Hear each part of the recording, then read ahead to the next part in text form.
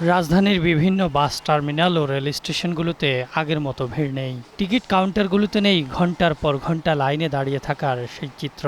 নির্ধারিত সময়ের মধ্যেই গন্তব্যে ছাড়ছে গাড়ি। তবে ভাড়া নিয়ে আছে আগের মতোই পাল্টাপাল্টি অভিযোগ। না, ভাড়া তো ঈদের পর মোটামুটি আমরা মনে করি কিছুটা তারা নিবেই। যাত্রী নাই, তাছাড়া সরকারের নির্ধারিত যে চার্ট দিছে এই চার্ট অনুযায়ী আমরা ভাড়া পাই না। 450 ভাড়া কত? ভাড়া এমনি তো আগে আছে 250-300। এ পর্যন্ত দুটো যাত্রীর টিকিট বিক্রি করছিলাম, তো দুটো যাত্রী অনেক সময় হয়েছে, যার কারণে টাকা রিটার্ন নিয়ে ফেরত চলে গেছে। 380 টাকা আমাদের চার্ট ভাড়া, আমাদের সরকার নির্ধারিত ভাড়া করে দিছে, আমাদের সেই ভাড়ায় যাত্রী দেয় না। 27 রোজায় পাইছি, 28 রোজায় পাইছি।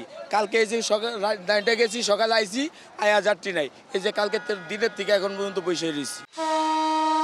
অন্যদিকে ট্রেনেও নেই অতিরিক্ত যাত্রীর চাপ। ঈদে ঘরমুখো মানুষ বলছে একটু স্বস্তির জন্যই আজকের দিনটিকে বেছে নিয়েছেন তারা। আজকে আমরা সিদ্ধান্ত নেওয়ার কারণ যে আজকে শেষের দিন, ভিড় নাই, কোনো কিছু নাই, তার জন্য যাচ্ছি।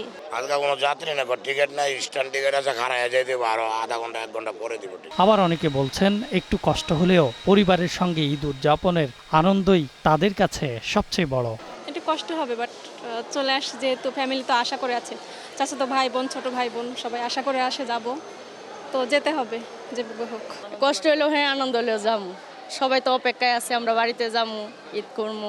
গত কয়েকদিন বাসের জন্য যাত্রীদের অপেক্ষা করতে দেখা গেলেও আজকে দেখা গেছে তার উল্টো চিত্র। সারি সারি বাস যাত্রীর অপেক্ষায়। Ahsan Habib, green news, Dhaka.